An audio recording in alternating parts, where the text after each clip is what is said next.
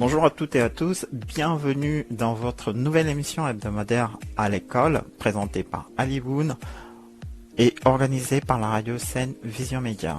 Dans notre épisode de ce jour, nous allons rester dans les thématiques du bac. Nous allons pour cela aller interviewer une personne étonnante, une jeune fille non-voyante, qui a obtenu son bac avec mention et qui va nous parler des conditions dans lesquelles les personnes non-voyantes passent le bac au Sénégal. Nous lui demanderons comment elle a vécu ce bac et comment elle a vécu également ses résultats. Après quoi, nous commencerons une nouvelle rubrique qui consiste à présenter un métier. Et nous commencerons par un métier que tout le monde connaît à l'école, à savoir l'enseignement. Ce sera fait avec Madame Sankaré, professeure en histoire et géographie, et nous lui demanderons les compétences, les savoir-être et les savoir-faire nécessaires pour exercer ce métier. Après quoi, nous ferons un rapide tour d'horizon des informations qui ont retenu notre attention cette semaine, relatives notamment aux bourses et aux concours. Nous finirons cette émission par un exercice très intéressant où je me suis fait représentant des bacheliers pour aller questionner les professeurs de philosophie pour leur demander d'où vient la difficulté liée à la matière philosophie. Vous êtes bien avec Ali Woon et sur la radio Seine Vision Média, c'est votre émission à l'école. Vous écoutez Seine Vision Média sur www.seinevisionmedia.com. Seine Vision Média, nous sommes premiers. Avant de commencer cette émission, j'aimerais juste partager une réflexion avec vous relative à des informations qui ont peu circulé cette semaine, ou plutôt des polémiques autour des résultats du bac. Ces résultats ont été particulièrement bons, pour ne pas dire excellents, et pour preuve, il me semble qu'à l'Académie de Matam, on a noté à peu près 50% de réussite de plus que l'année dernière. Fallait-il faire ce bac? Oui, je pense, c'est mon avis, parce que des choix, il n'y en avait pas plusieurs. C'est soit on validait l'année avec les notes obtenues pendant l'année scolaire, ou on prolongeait l'année. Prolonger l'année, c'est pas possible. Donc ça, voilà, je pense que c'est une évidence pour les élèves notamment qui doivent aller à l'étranger. Valider l'année sur des notes obtenues dans l'année, ça aurait été à peu près la même chose, parce qu'au Sénégal, il y a 90% des élèves qui passent en terminale. Donc, valider l'année à partir de leurs notes, et même qu'est-ce que ça aurait été pour les élèves qui sont indépendants, qui passent le bac sans être formés, et tout ça, ça aurait été très compliqué. Donc, c'est donner de la chance à tout le monde que de faire le bac, et puis ça donne de la valeur à cette année scolaire pour ces élèves-là qui vont arriver à l'université. Ils ont le bac, ils ont fait le bac sur un programme plus court, certes, mais ils ont le bac. Et la deuxième chose, d'ailleurs, c'est comment peut-on expliquer ces résultats? Les sujets du bac, j'en ai vu quelques, peut-être pas tout, mais j'en ai vu une partie et j'ai pas eu le sentiment que ce soit un bac au rabais. Comment peut-on dès lors expliquer ces résultats? Je pense que tout tient peut-être dans la cohérence qu'il y a pu avoir entre le programme et la durée de l'année. Et je prends pour preuve les différentes conclusions de l'Office du bac concernant le bac, les résultats du bac. Pour l'Office du bac, et ça, c'est une conclusion qui revient très souvent dans leur, c'est une remarque qui revient très souvent dans leurs conclusions, à savoir que si l'année scolaire en terminale devait se faire sur 2 ans, il y aurait plus de personnes qui réussiraient le bac dès le premier cours. Donc, dès le premier tour, on aurait plus d'élèves qui, dès le premier tour, je veux dire, la première fois, donc sans redoubler. Ce qui signifie pour eux que le programme est beaucoup trop long et qu'il faudrait voir comment il faut l'adapter. Les professeurs, certains professeurs sont d'accord avec cette conception-là, et vous le verrez plus tard dans l'émission d'aujourd'hui, le prof de philo en parlera plus en détail. Donc je pense que la cohérence qu'il y a pu avoir entre le programme et la durée de l'année scolaire, c'est au moins un élément qui a pu expliquer les bons résultats de cette année. J'aimerais partager une deuxième chose aussi avec vous, c'est que soit au Sénégal on a 155 000, 160 000 maximum d'élèves qui passent le bac pour le bac général. Généralement les résultats tournent autour de 30 à 40%. Admettons, demain on fait passer 10, 20, 30 000 élèves de plus à l'université, qu'est-ce qui les attend? Parce que il y a un deuxième problème à l'université, c'est le problème de la réussite, ou plutôt de la non-réussite, pour ne pas dire le taux d'échec qu'il y a à l'université. Il y a énormément de personnes qui cartouchent à l'université, qui ne peuvent pas dépasser les 2 années, les 2 premières années. Et ce problème, tant qu'on ne l'a pas réglé, à quoi bon derrière parler même de résultats du bac, parce que ce serait envoyer des élèves entre guillemets à la guillotine. Une dernière réflexion, ça commence à être long, je sais, mais c'est important pour moi aussi, c'est que les élèves qui vont arriver en classe d'examen, donc concrètement les élèves de 4e et de 3e, qui eux ont eu une année courte, ce qui est très compliqué pour les matières cumulatives, parce que pour le français par exemple, ou l'histoire et la géographie, rater 2-3 mois de cours, ce n'est pas si grave que ça. Pour des matières cumulatives comme les mathématiques ou la science physique, c'est beaucoup plus compliqué. Donc ces élèves vont arriver en classe d'examen avec des lacunes, parce que le programme qui devait être fait dans les classes précédentes n'a pas été fait. Donc les professeurs se retrouveront avec des élèves qui ont des lacunes pour un programme qui restera le même sur une année scolaire plus courte, parce que l'année qui vient va commencer en novembre. Donc le programme il est déjà trop long en temps normal. Ils doivent le faire sur une période plus courte et les élèves ont des lacunes. Donc il faudra quand même réfléchir autour de tout ça pour ne pas se retrouver l'année prochaine avec des résultats catastrophiques et pour ne pas faire payer la facture de la Covid par ces élèves. Voilà, je suis désolé pour la longueur de cette petite digression. Nous allons continuer sur le programme normal de cette émission. Vous écoutez Senvision Média sur www.senvisionmedia.com. Senvision Média, nous sommes premiers. Nous allons maintenant accueillir Mademoiselle Youm. Mademoiselle Youm, bonjour. Bonsoir à tous. Nous vous félicitons et Mademoiselle Youm est une jeune bachelière aveugle qui a eu la mention en série littéraire. Elle nous vient de l'INEDJA, l'Institut national d'éducation et de formation des jeunes aveugles du Sénégal. Cet institut est au cœur de plusieurs débats relatifs notamment à l'éducation inclusive au Sénégal.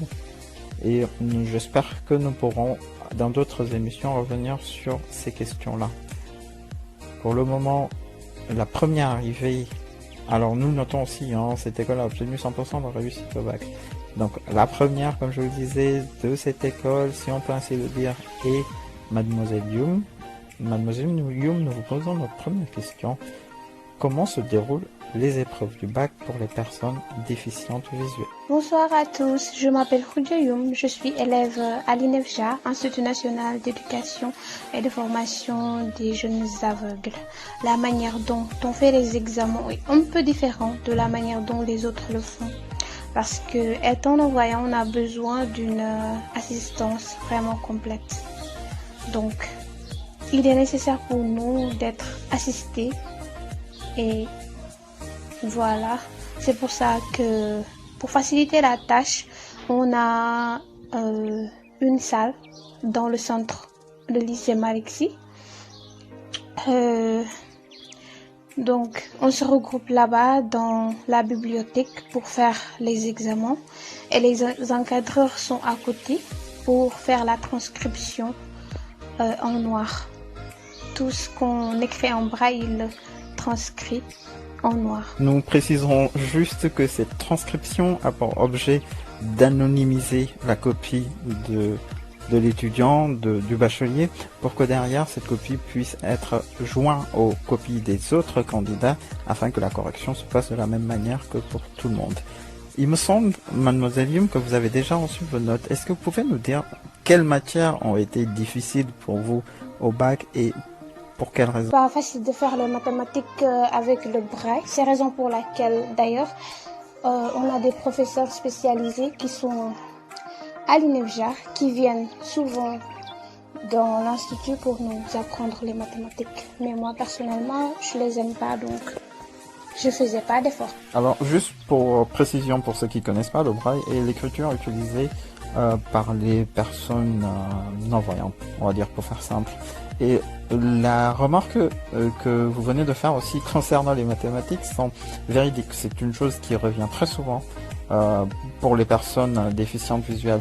Et j'ai envie de dire, lorsqu'on voit ces notes que vous avez eues dans ces matières, vous avez dû performer dans une ou plusieurs matières. Lesquelles, s'il vous plaît? Bah, comme j'avais su avant que je n'allais pas faire grand-chose avec ces autres matières, je veux dire les mathématiques et l'histoire géo, je me suis donné corps et âme pour les autres matières, surtout pour les langues. Parce que je me suis dit que si je me concentre bien et que si je travaille bien sur les langues, je pourrais au moins avoir un petit quelque chose. Donc c'est pour ça que je me suis débrouillée en espagnol et en anglais aussi. En espagnol, j'ai eu 14 et l'anglais, c'était mon LV1. J'ai eu 16 en écrit et 18 en oral. Donc le français, j'ai eu 13 en français, oui. Et en philosophie, j'ai eu 10. Voilà, ce qui m'a vraiment aidé. Encore, félicitations, bien sûr. Et je sais aussi que tu es très à l'aise en anglais, donc 18, c'est quand même wow. And I would like just you to say us some words in English. I know that you have been in the USA for 10 months. What could you tell us about your travel and what did you really appreciate there? Yes, that is true. I have been in the United States for 10 months. It was last year and it was a real great opportunity for me because I could improve my language, my speaking English. I improved it. And then I got to learn about so many cultures, Indian, Pakistan, Americans, even Spanish culture. It was so grateful for me. I really love that so much. It was so interesting because I get to know a lot about America. It was so great. So what I really appreciate there is the way that they live. And then what I really love is one day when I went to Arizona for Christmas vacation. It was so great. I really appreciate that. It was like a dream, It was so wonderful. Just let me tell you, your English is just beautiful. I would say wonderful. I do like your pronunciation. It is quite perfect. And I also agree with what you say.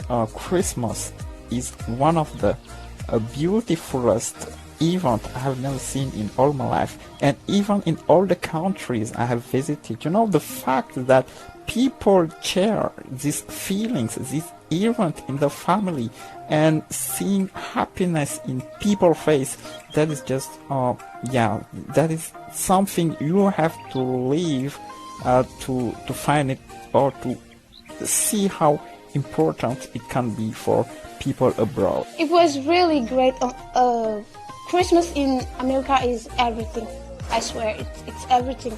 Because you feel the joy, you feel how people are happy, and then how the cities are decorated, and then even the groceries, they make the price more and more cheaper, and everything is bright, colorful. It's really, really great, and I would give everything to live that experience again, because it's just wonderful. Oh, okay. As I said, it is always a pleasure to listen to you speaking English. Could you give just a kind of advice to people to help them improve their English? What I can give them as advice is just to have to be free to speak it, because if you really love a language and you want to be able to speak it fluently, you don't have to be afraid of making mistakes, because we are not born in America. So sometimes we make some mistakes, but if you are afraid of making them, it's not gonna work. You gotta be able to do that by trying. So, and sometimes you can watch some movies, so you're gonna be able to speak it fluently. That's what I do. I frequently watch movies in English to improve my English, and I talk with people even though I make some mistakes, and then that's what I do, and that's what helped me to be able to speak it. And even actually I still doing some mistakes, but anyways people can understand what I want to say, and that's the case. Okay, Miss Yum, thank you for everything. And now we are going to switch to French. Et juste pour terminer, Mademoiselle Yum, est-ce qu'il y aurait une chose que vous aimeriez rajouter, un élément ou une question que vous auriez aimé que je vous pose? Pour terminer, j'aimerais vous remercier, vous dire que ça a été un plaisir de partager avec vous. Ça m'a permis d'expliquer plein de trucs à tous ceux qui n'avaient pas compris. Donc voilà, je vous remercie beaucoup et je vais donner un petit conseil à tous ceux qui ont un handicap. Je leur dis de ne pas trop penser à ça. Je leur dis de persévérer, de se donner à fond dans leurs intérêts. Ils peuvent réaliser leurs rêves, quoi qu'il en soit. Ça peut être dur, mais ça arrivera, Inch'Allah. Donc je leur dis de croire en eux et de vraiment faire tout pour réussir. Donc je leur dis qu'on est handicapé, mais on a notre esprit. Et tant qu'on a la possibilité de penser, on peut vraiment faire tout et on peut surmonter tout obstacle. Donc je leur dis d'être forts et de croire en eux. Donc de sortir parce qu'ils font partie de la société, de ne pas rester dans leur coin, de sortir, de découvrir et de se faire des amis. Voilà, c'est ça. Donc, je vous remercie beaucoup. Vous écoutez Senvision Média sur www.senvisionmedia.com. Senvision Média, nous sommes premiers. Nous allons maintenant commencer notre rubrique métier. Cette rubrique est destinée à la découverte d'un métier, des compétences qui composent ce métier et des chemins qui mènent à ce métier. À l'école, rien de plus naturel que de parler d'un métier que vous connaissez tous, à savoir le professorat. Pour ce faire, nous allons discuter avec Madame Sangaré, professeure en histoire et géographie, que nous félicitons d'ailleurs, qui est nouvellement mariée. Madame Sangaré, à partir de quel moment de votre parcours ou de votre vie avez-vous su ou décidé que vous alliez être professeur? Salut Alune, ça va bien?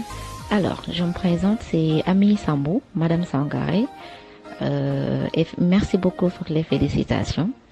Alors, le métier de professorat ou d'enseignant. Alors, moi, depuis toute petite, j'ai toujours été attirée par le métier de journalisme, mais aussi d'enseignant, de par les professeurs qui m'ont marqué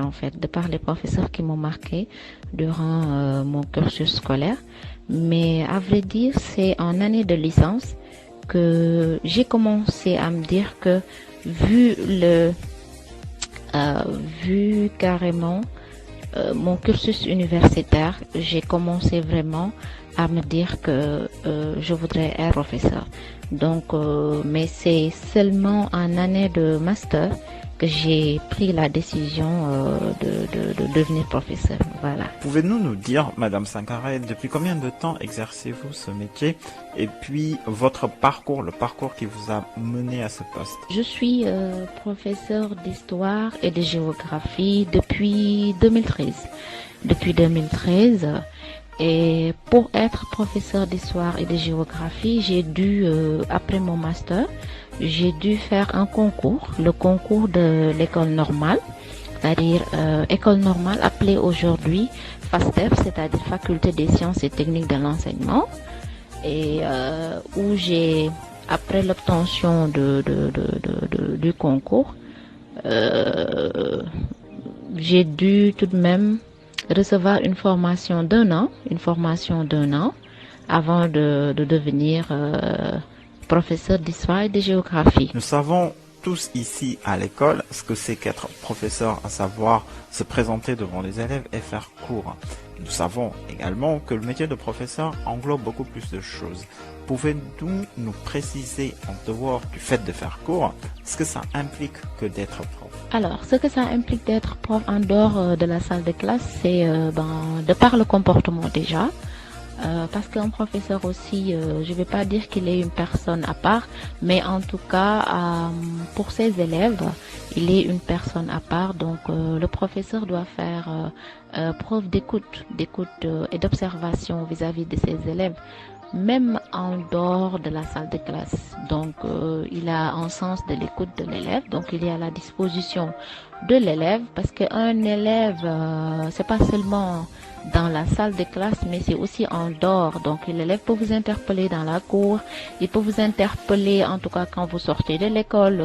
Donc c'est à ce niveau le professeur il se distingue. D'autre part également, il se distingue également de par son comportement, parce que aussi on ne peut pas se dire qu'on est professeur ou bien qu'on est enseignant et se permettre d'avoir un certain comportement qu'on prohibe au niveau des élèves, vous voyez. Donc il y a l'aspect comportement, mais il y a aussi l'aspect responsabilité, parce qu'il y a beaucoup de responsabilités du professeur en dehors de la salle de classe. À la maison, il est obligé de préparer ses fiches, il est obligé de corriger.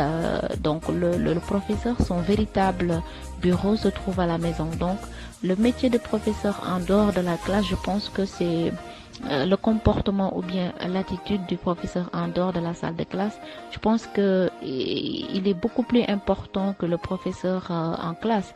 Ceci n'exclut pas également que la présence en classe aussi est très importante. Quelles sont pour vous les compétences que l'on peut attendre d'un professeur? Les compétences qu'on peut attendre d'un professeur, il y en a beaucoup, mais au moins les compétences essentielles, c'est d'abord la maîtrise de sa matière, mais aussi la pédagogie. Donc, la pédagogie et le sens de l'écoute sont des aspects, en tout cas la maîtrise de ses connaissances, de sa matière. Et la pédagogie sont des aspects très importants du métier d'enseignant. Voilà. Nous vous demanderons pour finir ce que vous appréciez dans le fait d'être prof et ce qui vous déplaît le plus. Ce que j'apprécie dans le fait d'être prof, c'est la possibilité de transmettre ce qu'on m'a transmis. Oui, et c'est un aspect que j'aime beaucoup, parce que je me dis que j'ai été formée, ils ont été assez généreux de me donner de la connaissance, même si c'était leur rôle, mais ils me l'ont donné avec générosité. Donc quand moi, à mon tour, je transmets cette connaissance, j'éprouve un grand plaisir. Surtout quand l'élève acquiert cette connaissance et que en âme et en conscience, je sais que cette connaissance peut lui servir dans la vie. Et de surcroît, quand l'élève, à partir de l'acquisition de ces connaissances-là, a pu réussir un concours et surtout réussir son examen, j'éprouve une satisfaction immense, vraiment. Vous savez, quand vous tenez des élèves de la seconde jusqu'à la terminale, ou bien de la 6e jusqu'à la 3e, et que vous les avez vus grandir physiquement, vous les avez vus grandir intellectuellement, et quand vous les évaluez, quand vous les voyez, vous sentez qu'effectivement vous avez pu leur apporter quelque chose, vous avez pu leur transmettre une connaissance ou bien des connaissances, et que ces connaissances-là, vous êtes en mesure de les vérifier, et que au bout de tout ceci, l'élève réussit son examen. Vraiment, je pense que c'est le plaisir que tout un professeur éprouve. Et les élèves aussi sont assez reconnaissants. Les élèves sont reconnaissants. Et quand ils réussissent, ils savent que ce que le professeur a fait pour eux. Donc voilà l'aspect que j'aime beaucoup, que j'apprécie beaucoup dans mon métier d'enseignant. Également, bien sûr, l'aspect négatif, c'est quand un élève abandonne. Quand un élève abandonne, l'école, ça fait mal. Ou bien quand un élève a toutes les capacités pour réussir son examen, ou bien pour avancer, cet élève-là est obligé d'abandonner, ou bien cet élève-là ne réussit pas. Or, vous avez vu en l'élève la capacité de réussir. Les fois aussi, vous tombez sur ces cas-là, c'est un peu frustrant.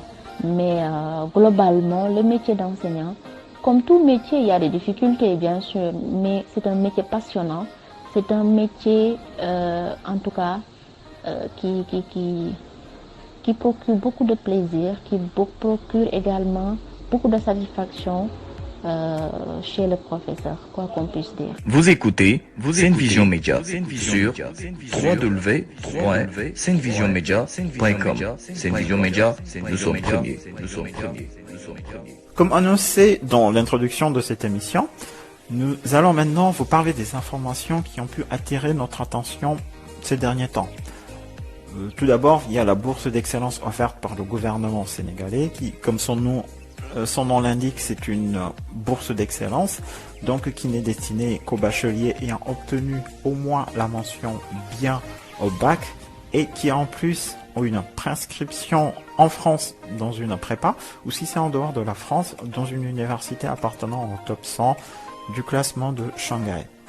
Nous précisons juste que si vous répondez aux critères nécessaires pour obtenir cette bourse, pensez à le faire parce qu'aux yeux des ambassades, une bourse est toujours une garantie financière très appréciée. La deuxième bourse est à destination des femmes de moins de 32 ans en licence et vivant en Afrique, donc des Africaines qui font leurs études en Afrique. Cette bourse est offerte par la Wow Foundation. Vous trouverez le lien dans le descriptif de la vidéo YouTube.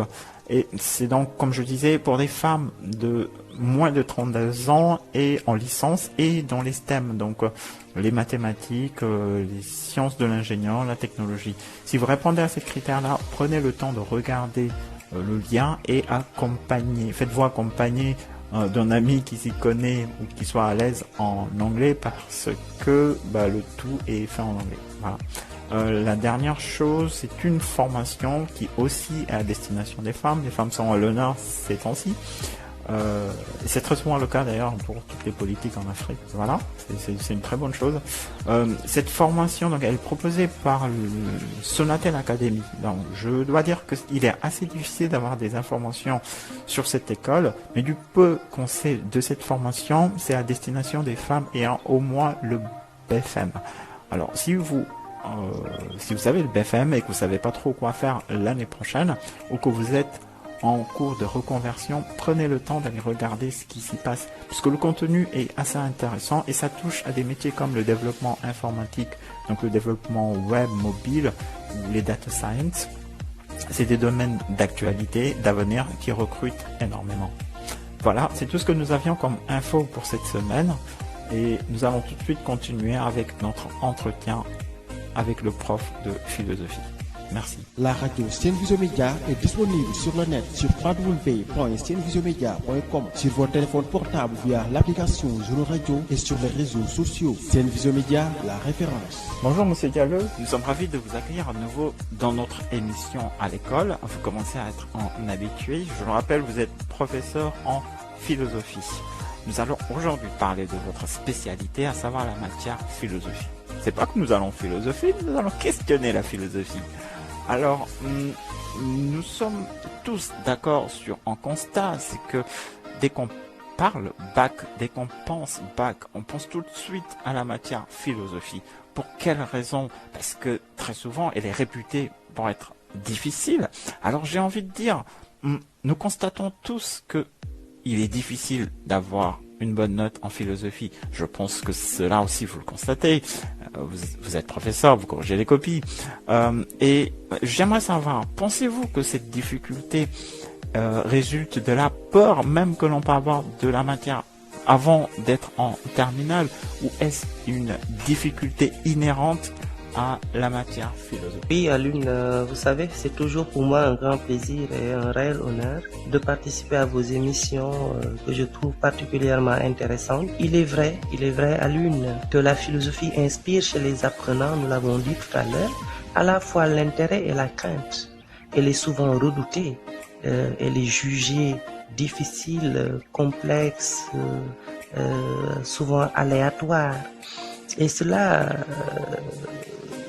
peut-être qu'on peut dire que c'est la complexité de ces objets, c'est la complexité des objets sur lesquels réfléchit la philosophie qui la rend aussi redoutable, mais surtout sur la nature de la réflexion qu'elle exige. Vous savez, la philosophie aborde souvent des questions très complexes. Par exemple, la question de l'âme ou de la nature de l'âme. Alors nous savons que nous pensons tous l'âme, nous avons une perception de l'âme, mais il est très rare que quelqu'un, quelque part, seul, avec sa conscience, sa pensée, se mette à réfléchir sur l'âme. Alors ce sont des types d'interrogations qui souvent amènent des difficultés parce que nous n'avons pas l'habitude justement de réfléchir souvent sur ces questions-là. L'autre chose qui, à mon sens, rend la discipline philosophique assez complexe, c'est qu'elle nous exige une rupture avec nos manières habituelles de penser. Vous savez que la pensée philosophique n'admet pas de préjugés. J'entends par préjugé le fait d'élaborer un jugement sur quelque chose avant d'en arriver à une maîtrise ou à une compréhension assez précise. Et généralement, les préjugés sont écartés, n'est-ce pas, dans la pensée philosophique. À côté des préjugés, nous pouvons dire aussi que la philosophie n'admet pas les opinions, que ce soit les opinions personnelles ou les opinions publiques ou collectives. La philosophie, justement, cherche à les écarter. La philosophie ne repose pas également sur des dogmes. Elle ne repose pas sur des dogmes, elle ne repose pas sur des croyances, elle ne repose pas sur des conceptions culturelles, sur des conceptions traditionnelles ou sur des perceptions sociales qui fondent généralement notre manière de réfléchir. Et la difficulté dans ce sens-là réside dans le fait que la philosophie exige de rompre avec ces formes de pensée et que cette rupture, il faut le dire, n'est pas toujours évident, surtout pour l'élève de terminale qui est initié en philosophie. Peut-être que c'est cette rupture brusque avec tous ces éléments dont il avait l'habitude, avec lesquels il avait l'habitude de mener sa réflexion, qui fait que véritablement il ne peut pas dès le départ ou au départ suivre véritablement la perspective de la réflexion philosophique. Vous savez, il est facile de s'adapter à un mode de vie autre. Il est facile de s'adapter à une façon de faire autre, mais il est toujours difficile de s'adapter à une autre manière de penser. Alors, Monsieur Diallo, il est également une remarque qui revient très souvent concernant votre matière, qui est la suivante et qui me fait poser la question suivante. Le programme de philosophie est-il trop long pour la seule année de terminale? Oui, Alune, vous avez parfaitement raison de poser cette question-là. Vous savez, le problème de la durée de l'année scolaire par rapport à la longueur du programme est un problème sur lequel les autorités doivent quand même apporter des solutions. Ils doivent mener une réflexion sérieuse autour de ce problème-là. Vous savez, pédagogiquement, on ne peut pas concevoir un programme aussi long pour un temps aussi court. C'est comme si on avait l'impression que les apprenants n'avaient pas besoin de temps d'assimiler, le temps de mettre en place les connaissances. Et c'est ce qui pousse souvent certains professeurs à considérer que l'essentiel c'est de terminer le programme. Et c'est cela aussi qui fait la difficulté pour nous d'avoir des résultats. Parce que quand on ne termine pas le programme selon l'esprit des élèves, ils diront toujours que nous avons échoué parce que le professeur n'a pas terminé le programme. Et ça, aucun professeur ne veut entendre ce type de discours. Donc, qu'est-ce qu'il faut faire? Le professeur va se dire que l'essentiel, c'est de terminer le programme. Alors que il y a de ces domaines, il y a de ces notions, il y a de ces problèmes qui demandent aux apprenants le temps de les intégrer. Ça demande aux apprenants du temps pour pouvoir les assimiler. Surtout que c'est une discipline, nous l'avons dit tout à l'heure, très complexe, n'est-ce pas? C'est une discipline nouvelle, donc il faut véritablement qu'on laisse aux apprenants le temps véritablement de se familiariser avec cette discipline, avec le contenu de cette discipline. Mais malheureusement, le programme est trop long pour une durée aussi courte. Nous parlons de 9 mois, mais en réalité, ce n'est pas 9 mois. Ce n'est pas 9 mois. Quand vous enlevez à l'une le temps des fêtes, Tabaski, Korité, Tamkharit, quand vous enlevez les fêtes de Noël, les fêtes de Pâques qui souvent prennent plus de 10 ou 15 jours, quand vous enlevez le temps des compositions qui souvent prennent une semaine, quand vous enlevez le temps des devoirs, mais le temps qui reste ne fait pas 9 mois, qu'on se dise la vérité. Donc, ce qu'il faut, à mon sens, c'est de réduire le programme. Parce que le bac de cette année a été jugé comme étant satisfaisant en termes de résultats. Et je considère que cette réduction du programme a joué quand même un grand rôle parce que nous n'avons pas eu cette pression de terminer le programme. Nous n'avons pas eu cette pression qui consiste véritablement à vouloir que tous les domaines soient faits en un temps court. Nous avons quand même été soulagés avec cette réduction du programme. La dernière chose que je voulais dire, c'est qu'on oublie que nous n'avons plus devant nous les élèves que nous avions il y a 10 ans ou il y a 15 ans. Il faut qu'il y ait une recontextualisation des choses. Il faut que les choses soient allégées parce que nous avons fauté quelque part pour en arriver aujourd'hui à un niveau extrêmement faible, n'est-ce pas, de nos élèves. Donc on ne peut pas continuer à leur dispenser des enseignements qui ne sont plus, n'est-ce pas, à leur niveau, à leur portée. Ils sont faibles dans toutes les disciplines, surtout en français, donc il faut une réadaptation des choses. Donc à mon avis, vous avez raison, le programme doit être revu à la baisse, à la réduction. Donc, Maintenant, imaginons-nous, je suis à la fin de ma classe de première, nous sommes au mois de septembre, la rentrée des classes sera à peu près dans 2 mois, où je vais commencer la philosophie. Et que me conseillez-vous? Comment pensez-vous que je devrais appréhender cette matière et que puis-je faire là, aujourd'hui, dans les 2 mois à venir, pour préparer l'année à venir? En ce qui concerne la philosophie, bien sûr. Oui, pour la dernière question, l'élève qui passe en classe supérieure et qui doit se retrouver en terminale l'année prochaine, comme l'élève qui redouble la terminale, je vais m'adresser aux deux. Pour l'élève qui vient en terminale l'année prochaine, il faut qu'il comprenne que l'enseignement de la philosophie en terminale est une initiation. Donc, il faut quand même qu'il comprenne qu'il ne va pas affronter l'impossible, mais qu'il va tout simplement recevoir un enseignement qui, en principe, doit être à la hauteur de son niveau. Et la difficulté dont je parlais tout à l'heure, bas niveau de nos élèves, est le premier défi qu'il doit relever. Il a 3 mois de vacances et il sait qu'il a des lacunes en français. Il sait qu'il a un problème d'expression. Il sait qu'il n'a pas lu assez de livres. Il sait qu'il n'a pas la culture en général.